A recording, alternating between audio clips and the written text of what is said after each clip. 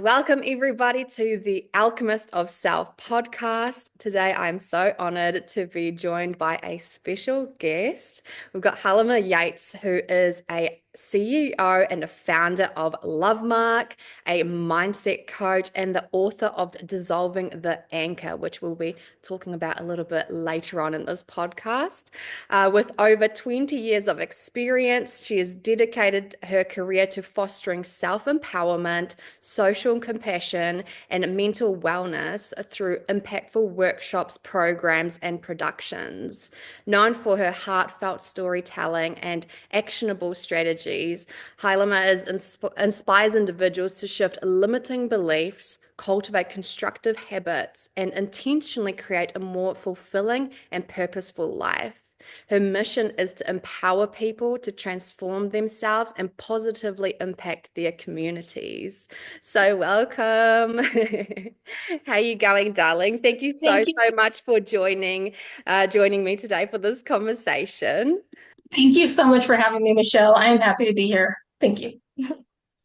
I am really, really curious to just dive straight in. We kind of on this podcast just dive straight into the deep end. And I would love to know at what point in your journey really led you to your self alchemy and transformation? Was there a particular moment that kind of made that breakthrough happen for you, or created that journey for you, or has it been a gradual journey over time of self-discovery? I would say it's really been a gradual journey of self-discovery. I would say when it first really started, like when I was younger, I didn't really know how to handle life challenges and just the ways things can be that just brings you down and tears you down. And I didn't really have the tools within me to understand how to work through that. And it was when it got to a point where living this way hurt too much then to change. And so I just started to figure out like what developed my mindset to begin with. How did I start to believe that I didn't matter, I wasn't enough, I was unlovable? So understanding where that came from, it allowed me to work through that and figure out what I could do to actually love myself, figure out who I truly am and not what's expected of me. And it's just been in time, just developing who I am, understanding who I am, knowing who I am, loving who I am, and it's a journey that it's just been a lifelong journey. Amazing. So, do you feel like you have almost innately already had that element of self discovery or self awareness, or like this curious nature of understanding yourself deeper that has just naturally formed that journey for you of asking that why do I feel this way, or why do I think this way? Or has there been something that has happened through your journey that kind of almost forced you into asking those questions? Well, I would say the first time I got forced into asking the questions and looking for answers was when I was 16. And I was basically when I was having a hard time dealing with life and going to drugs and alcohol. And then I attempted suicide when I was 16. And it was at that moment when I survived, my grandmother had me meet with a spiritual guide. And that person told me that when you have a purpose, it gives you a reason to live. So it was that moment where I started to think, oh, I need a purpose. Like, what's my purpose? And I didn't change my life instantly right then. It took years to change my life, but there's always been parts of me that felt, kind of in tune with who I am and life. But it really was a journey of like self-reflection and doing research and observation and cognitive behavioral technique training and just trying to just get more in tune with who I am and what life's all about, that I have been able to figure out who I am. So it's a little bit of an internal journey as well as an outward journey. Thank you so much for sharing that vulnerably. That's such a pivotal moment of life, of ending up in a position like that where you feel so helpless or feel also that purposeless, like what's the point? What am I even doing here? And especially as a teenager, there's so many big emotions that are going on that feel so out of our control anyway during those times. So I definitely feel you. I have a very similar journey with depression, very hard depression as a teenager, and yeah, just not wanting to be here. But I definitely know for a fact as well that when we have that purpose, it's really that torch in our lives that really lights up the way for us. Like no matter where life kind of has its twists and turns, if we have our knowing of our why, of our purpose, of our mission in this lifetime, I feel like it just always anchors us into our path for us to just continuously lead with that no matter what happens, kind of externally of ourselves. So I'm also a soul purpose coach. So I'm very much in the realms of being purpose led and purpose driven and helping others really activate deeper into their soul gifts and leading their life with purpose. So I really love that reminder for anyone who may be almost just feeling a little bit like what am I doing right now? I know for a lot of my listeners, they're already quite, you know, impact driven, like purpose driven. So I definitely feel like it could be a nice reminder for them of that almost that in between stage, when you've done so much work with yourself and you haven't quite reached that, new version of yourself, as I like to say, and it can almost have this like limbo in between of being a little bit confused of before you've fully integrated that new version. So always anchoring back into your purpose is really going to lead the way. So but thank you so much for sharing that. So from all the incredible things that you've done already with your work, being a CEO and also writing a book and having a business and creating programs and such, what has been some of the limiting beliefs or things that you've had to overcome during that journey to actually step into fully owning yourself, owning your gifts, owning that leadership and really believing that you can make these things happen because these are some incredible things that you're obviously creating in this world. So how have you been able to overcome obstacles to get to that point? Oh, such a good question. I would say that a big limiting belief for me was that I had to overcome was not thinking I'm enough. And I feel like a lot of people can relate to that.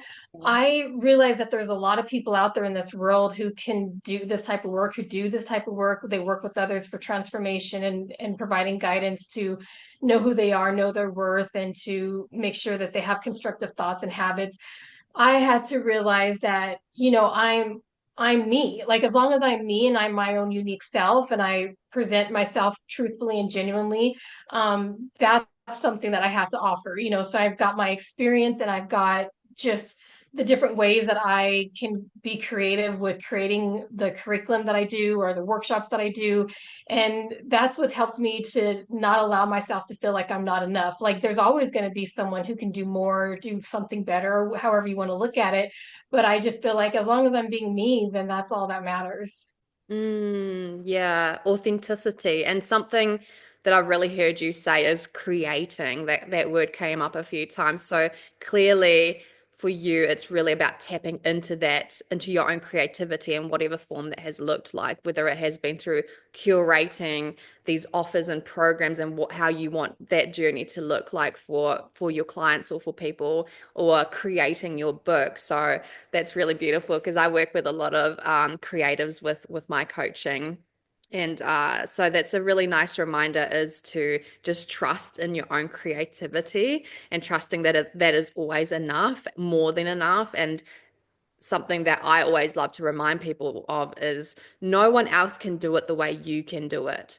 Like, and how you even mentioned as well, like there might be people who can do things better or do more or whatever, but at the end of the day, we all have our own unique codes of how we've come into this lifetime to actually be or express or create or speak, and it'll resonate with our soul people in the way when we're authentic. So how I would love to Yeah. dive even a little bit deeper into, because clearly there was a part of you that had to, you know, bridge the gap between not feeling enough and then finally claiming all of yourself.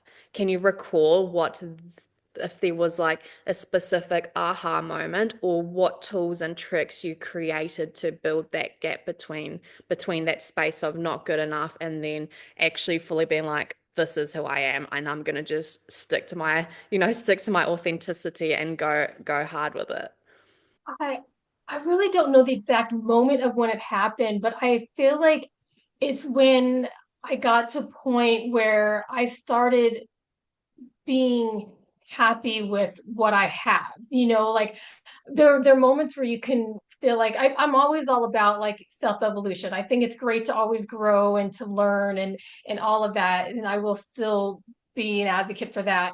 But it was just where I felt like what I have is enough, and it's okay for me to love what I have and to offer what I have, and to not feel like it's not ever enough and I gotta keep on like trying to be like someone else, or why is it working for someone else and not me, or that kind of thing, where we can compare ourselves to others where maybe they're more successful than us, that kind of stuff.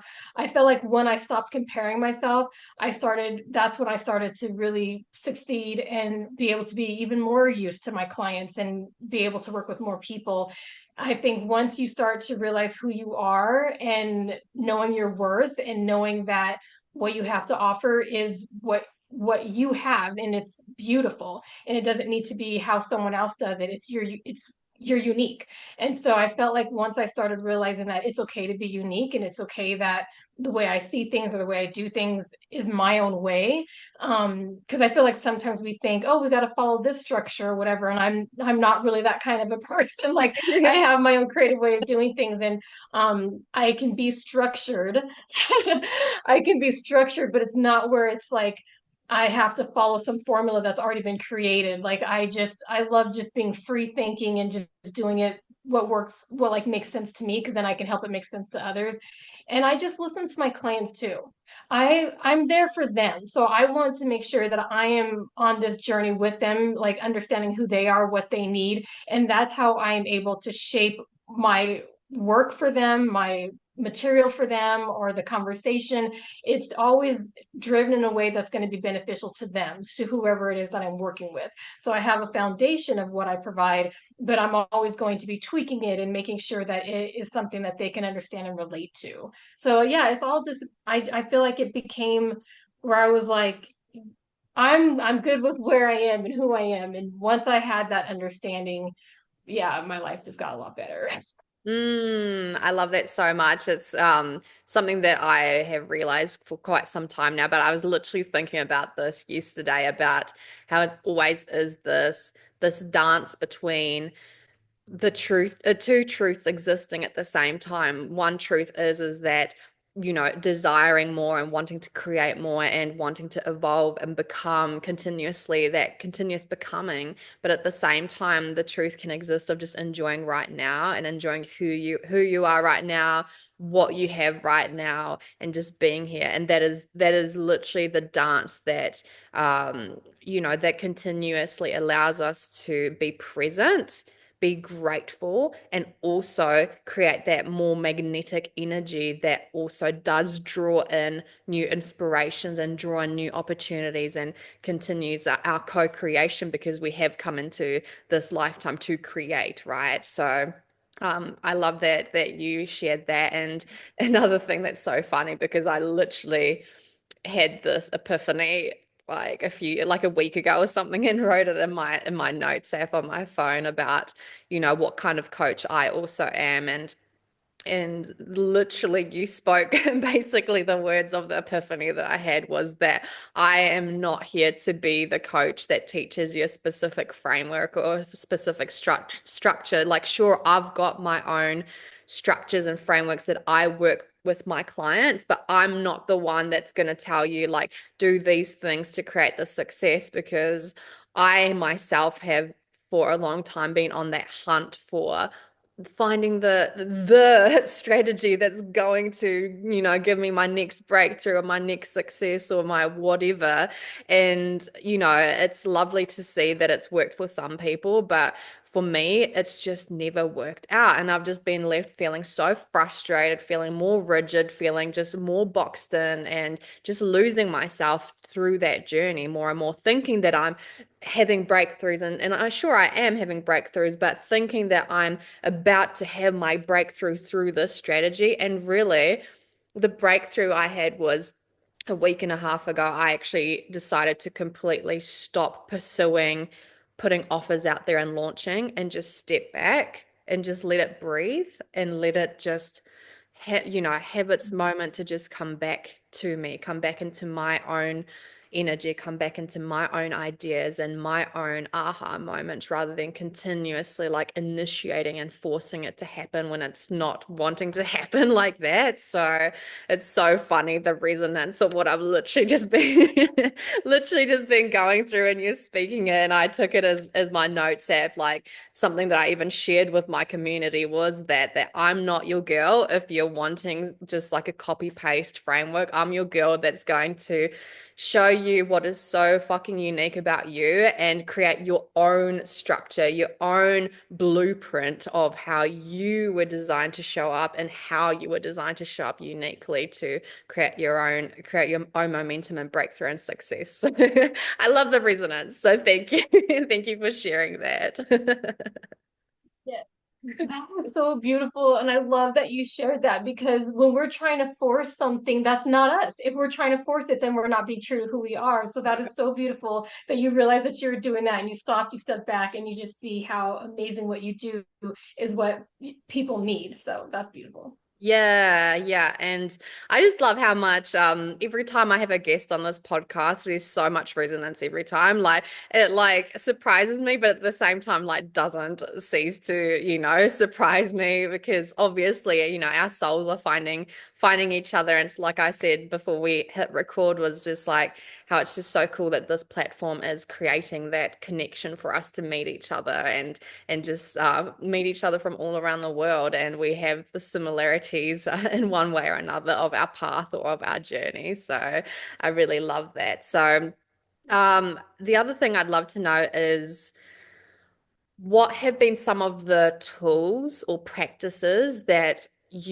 no doubt you've tried multiple throughout this journey, and what are some of the ones that you feel like have worked for you and maybe some that haven't worked for you through this journey? It could be anything from different rituals or somatics or maybe mindset shifts or just whatever comes to mind for you that you have tried and has worked, and maybe some that you've even actually stuck with because they've actually just really merged and become a part of who you are. They've really created this version of you.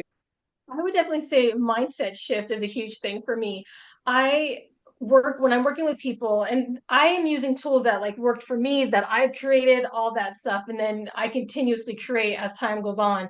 But one thing that I feel I continue to stick with is understanding what's developed our mindset to begin with. So I talk to people about, okay, we've got our internal factors, we've got our brain chemistry, our genetic inheritance, our personality, even our astrological sign, like when we were born, like that's the internal stuff. So I Yeah. work with people on the external stuff, so the external factors. So it's like our family, our friends, our environment, our culture, societal expectations, the media, our experiences, so many different external factors that shape us. And so we look into what we've experienced in life and then pinpoint where we had certain experiences where that affected us, or we were taught certain messages where that affected us, where it was a harmful effect, like it affected our self-esteem, it impacted our self-worth. So we look at those events or moments and we look at, okay, this is where we need to emotionally heal, or this is where we were taught something where we need to no longer accept as our truth. So it's being able to build that awareness and identify what's created the thinking patterns that you have that also influence your emotions and your habits, your behaviors, and understanding that. So it's all about building self-awareness. So then you can take your power back. Then you can consciously make sure you're aware of how you're thinking and what you're doing and making sure that it aligns with who you want to be or who you were before the world taught you otherwise. Because maybe I remember when I started off, I did love myself in the beginning, but I just felt like things happened and I was conditioned to not love myself.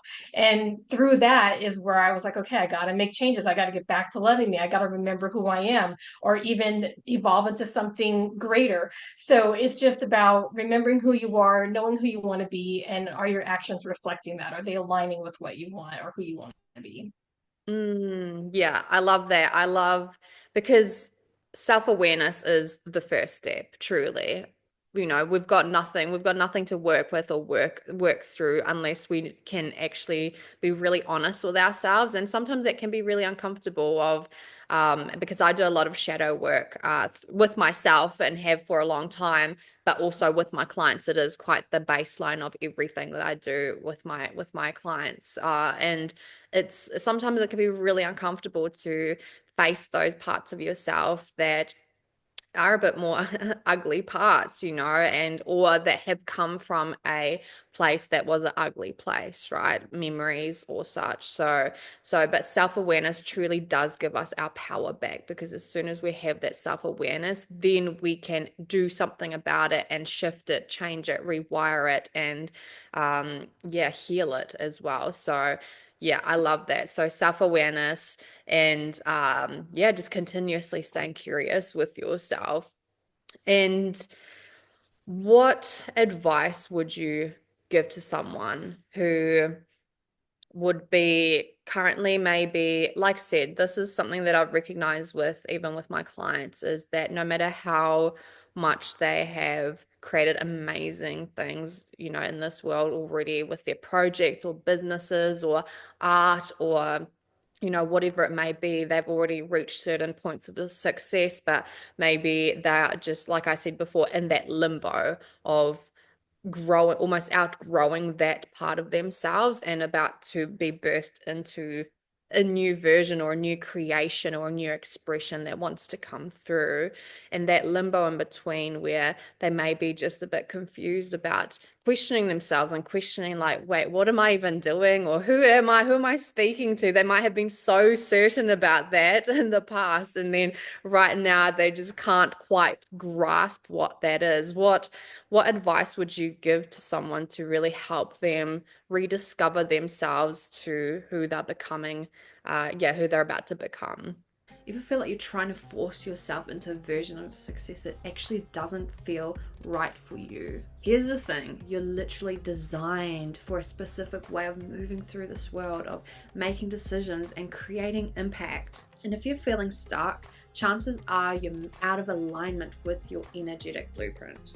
And that is why I offer personalized human design readings, so that you can stop second guessing yourself and start living in flow with your natural strengths, your energy, and your soul purpose. This isn't just some generic reading. I also channel deep spirit guidance for you to take tangible action on and unlock your true power, magnetism, and path of least resistance. DM me human design over on Instagram at the Rebel Witch. That's the_rebel_witch, the_rebel_witch, or check the link in the description to book your session.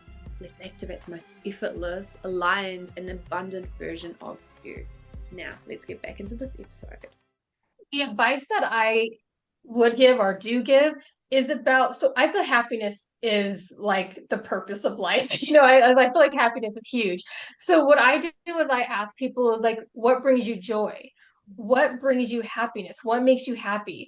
And so when they start being able to identify what makes them happy, that is the starting point. Because when we have lived such a life where we're constantly told what's right or what to do, or this is where you should be at this age, or this is how you should be because of who you are, like you've got all these voices around you trying to shape you and tell you who you're supposed to be, what you're supposed to do.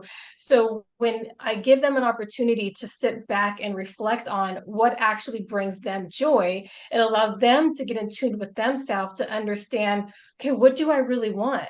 So you can understand who you really are without thinking about societal expectations. So when they can figure out what they truly want without thinking about what anyone, even those they admire or those they looked up to, without all of that, just who they really are, then they can start to realize, okay, if this makes me happy, then I need to do this, or I want to do this, or I need to take these steps to get there. So finding out what your joy is, that to me, I think if you're going to have a profession, have a career, or just live life overall, it should also be tied to happiness. So if you're someone who's an entrepreneur, or if you're someone who is trying to figure out, your own career path, whether it's working for others or working for yourself, still what brings you joy, what makes you happy, because you have to do that for majority of your life. So it's about realizing, if this makes me happy, what steps do I need to take to get there?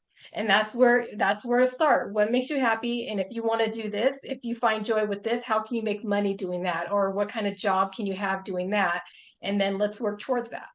Yes. Yeah, for sure. 100%. I love that. And it's so true because whatever we're pursuing, it always takes effort. It always takes work. It's never as easy as you might think or happen as quickly as you would expect or want it to. So it's always going to take effort and dedication and devotion to it. And if you're not passionate about it enough, like you're gonna give up when it gets hard because it's that passion that allows you to continue when it does get hard, when you have to do some of the boring shit as well that just comes with business or comes with creating anything. There's going to be the parts that aren't as activating and exciting. So it's so true. Like definitely following what lights you up, what excites you, what is your passion. And that's where I think it's really important to know our why behind it also. Like, why are you doing it? Of course, I like you said, starting with what makes you happy, but then going even deeper with it is why. Like, who is it for? What is the bigger purpose behind it? Because again, that's what's going to lead the way when it does get boring, or when you have your moments of confusion, or when things just aren't quite hitting yet. You can always anchor back into your why with it. And the other thing that I loved, that was coming through when you were sharing that, and something that I preach all the time, and my community will know this, and my clients will know this, and it's very similar to what you shared about following that thing that brings you joy. And for me as well, what I always preach is following your highest excitement when you're in those times of confusion or that in between, not quite knowing what's next. I love that you related it back to following or creating what brings you most joy, to create a strategy around really taking action and maybe making it into a business. And for me, when I speak about the highest excitement, it's really following whatever it may be, even if it's just a hobby or something, like signing up to a workshop, or going to an event or whatever, even if it makes no logical sense to your current project or your current business or anything. Because what I know for a fact from this is, when you actually follow your highest excitement, obviously it's going to firstly make you feel really fucking good when you're doing it. But secondly, you never know where that excitement is going to lead you, like into the right places with the right people, to the right conversations that sparks an aha moment or brings you an opportunity. Or maybe even that workshop that you signed for, you have a breakthrough and realize that's your purpose. Like, this is what you want to be doing. So, also just trusting in beyond your own logical mind, that when you follow your highest excitement or your joy, you just don't know where that's going to lead you, and just having trust in that. It makes you actually really magnetic when you're living in your joy and your excitement. So I love that that's where you would take it also, is just like following what really brings you joy in this life, because that is what we're here to do. It's like sometimes people have to remember, like, it's not that serious, guys. Like, really, we're here to have fun and create and play. So I love that. Thank you for sharing. I like how you also brought up the why, because that's something that I do with my clients as well when they're having a hard time understanding what's going on, like why they're feeling a certain way and what's happening, or why the certain patterns keep happening. That's when I start asking them questions, and keep asking the why questions, then you get to the root of the issue when you keep asking the why questions. So I'm glad you brought that up. Yeah, that's so true. That's something, yeah, for sure, with clients, but also what you can do for yourself too, when you want to do some of maybe the shadow work or self-discovery work on yourself, is continuously asking why. Having that certain belief that you're wanting to maybe rewire, or what you believe about yourself, and really asking, like, why am I believing that, and why is it there? and why have I taken it on as my truth, and almost even like what purpose has it served up until this point, really going deeper and deeper, and eventually you will get to the root cause. And a lot of the times it takes us back to our childhood. I mean, of course, there are things that happen in our life that can create a new wounding, but most of the time it really does bring us back to something that has happened in our childhood. And you gotta realize, just as a child, like, even if something might not have actually been that big of a deal, but as a child it feels so much bigger than you, because you feel so out of control and just don't have a perception of how serious or how deep something is. But of course, then there are things that have happened that are actually a really big deal. And just as I'm mentioning that as well, it really is realizing that no matter what kind of trauma that has been taken on, whether it's a big T or a small t, so big trauma,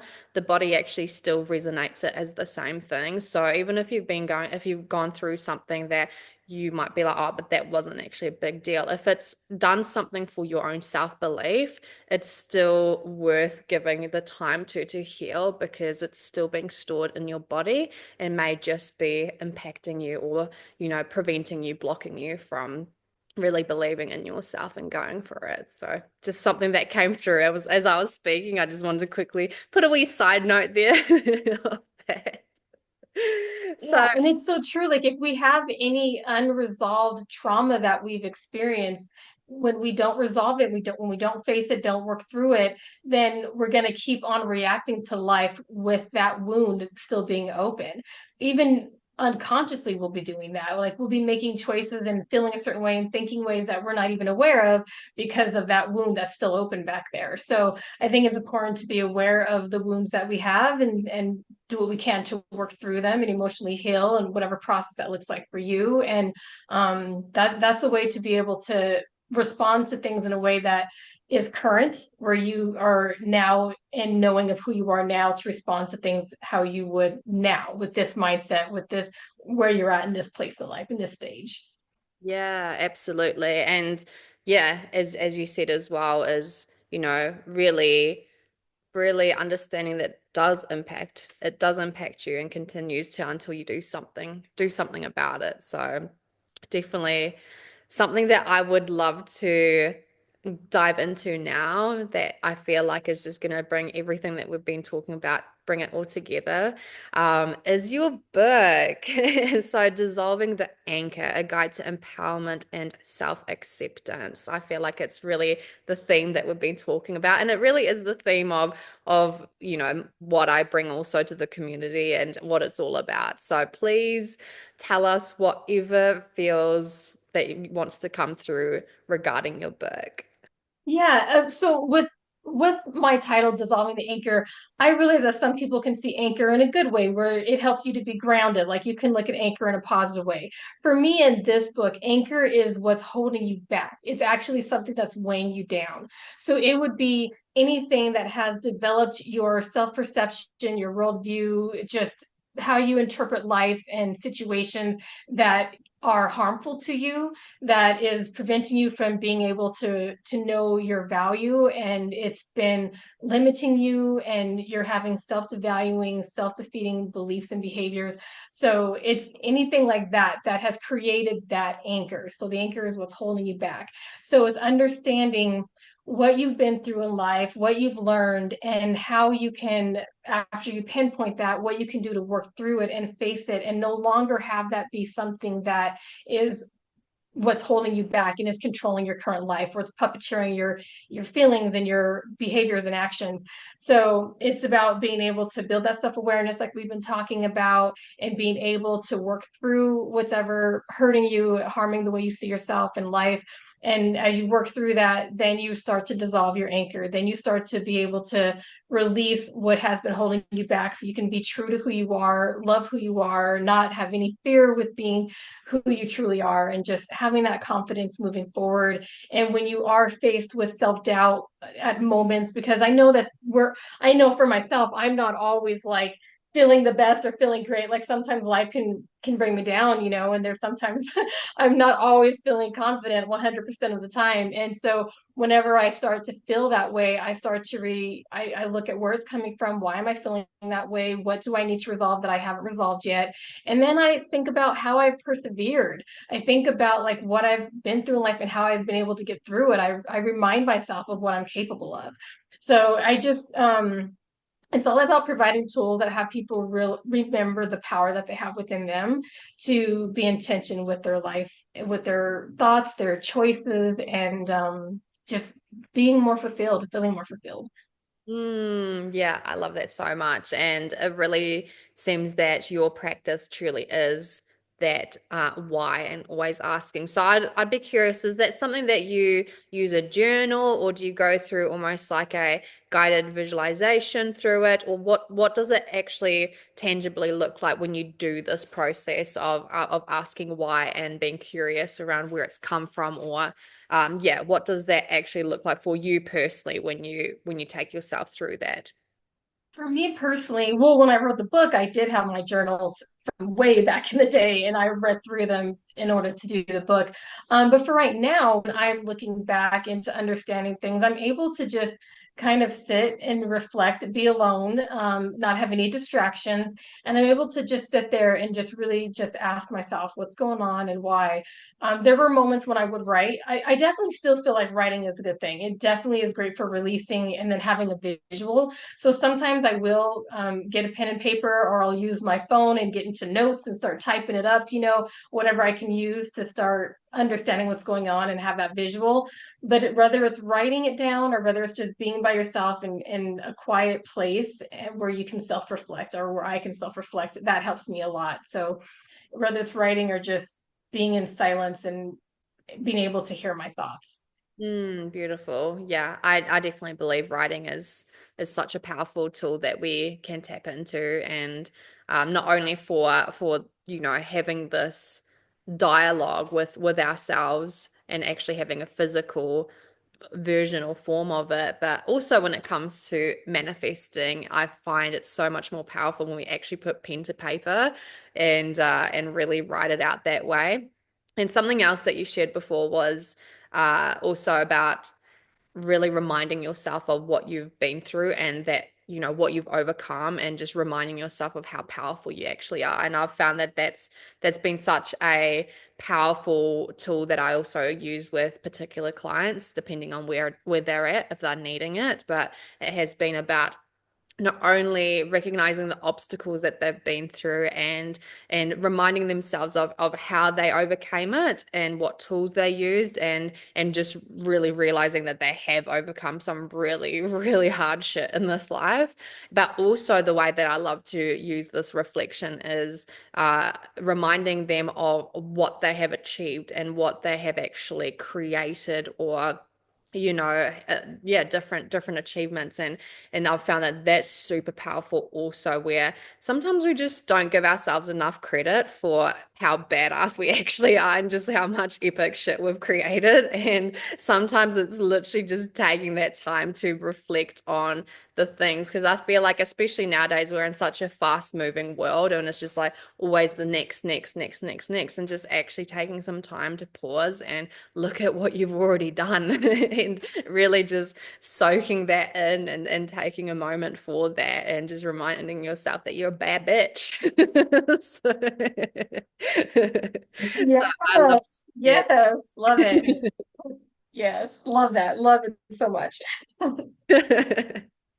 So I would love to just start wrapping this up with, I've got a few rapid questions that I would really love to know. So the first one is, what's a book, podcast, or practice that's changed your life? One in particular, whether it is a book or a podcast or a practice. Oh man, I right now I'm only thinking of a person like Les Brown. I'm not sure if you know who that is, but Les Brown, I have really appreciated listening to things that he has said, the messages that he has provided when he's doing his speeches. And I feel like to say what podcast it is, I don't know. I feel so bad where I'm not like it's not his own podcast. It's like I've heard him like whether I've been on YouTube or listening to other podcasts, and they've shared some of his stuff. So yeah, I don't know if I'm answering your question correctly, Oh, but that's Les Brown I perfect. love That's like his stuff. perfect. Yeah. So Les Brown, awesome. I'll have to check them out. And describe your ideal day in 3 words. Food, sunshine, company, like socializing, like who your relationships who you're with.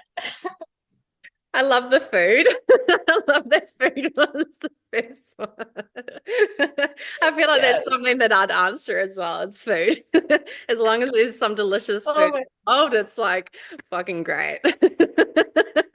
yes, I am so in love with food. I mean, I know we have to eat food. I get it. We have to eat it to live. But I love food so much. Like I love going to new restaurants. I love experimenting with food. It brings me so much joy. Like I dance when I eat. Yes, mine's like just a little wiggle. It's like wagging your tail, you know, Yes, like yeah. so stoked about your food. Yes. And Yeah, yeah. what's a mantra or affirmation you live by, or a philosophy that you live by? Oh gosh, there's a few. I'm capable. I'm enough. Um,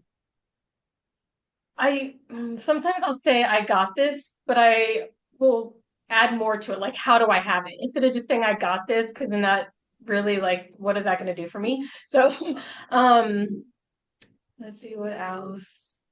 I think it like my mantras are kind of affirmations. It sounds like that what I'm saying here because sometimes I do need to build myself up when I'm having those moments. But I would just say that today, oh gosh, I don't know. I watch me be able to think of this afterwards and then I'll reach out to you like, oh yeah, now I know. But I don't know. I just feel like I face each day just new, to be honest with you. I just face each day and it's just a new day every single time. So I'm just like, okay, what am I gonna do with today? Like I feel like that's what I do a lot. Like I don't know if I like say it, but I feel like I live that. Like I'm like, what am I gonna do with today? Yeah, yeah, I love that. I love those and something that I really resonate, and this isn't what you actually said, but this is kind of what I feel into with how you were sharing about just becoming, just every day being the way that I resonate with what you said is that I find that I'm almost a new version of myself like every day. Like I say that I'm always a new version of myself every month. And I feel like when we are devoted to our self-discovery, our self-development, it is this continuous growth and continuous journey and a continuous self-discovery. And that will bring new thoughts and new ideas and new perspectives and new expressions and just new maybe routines and all of that. So with what you shared, that's kind of how I related it to that. It is just this continuous rediscovery of yourself, which will obviously create new beliefs or new affirmations in those moments of yourself. So I don't know if that's if that resonates with you, but that's definitely what I kind of read in between the lines and how it related to me anyway. Definitely. Yeah, it resonates. Yeah. Yeah. This has been such a joy. Thank you so much, darling. I would love for you to share where the audience can connect with you and where they can find you to come into your world and also to buy your beautiful, powerful book.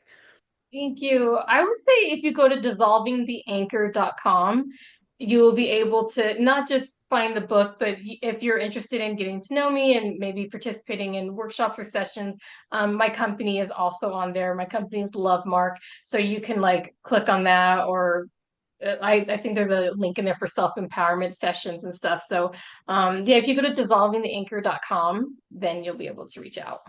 Amazing. I'll link everything in the description below or wherever platform you are in the description box somewhere where you can easily access the link to get into Halima's world and get this book for yourself and yeah, work with her if that feels resonant to you. And thank you so, so, so much once again, Halima, for joining me on the Alchemist of Self podcast. It has been an absolute honor and a joy to connect with you and have this chat and get to know each other and share your wisdom and hear about your tools and your journey. So thank you so, so much.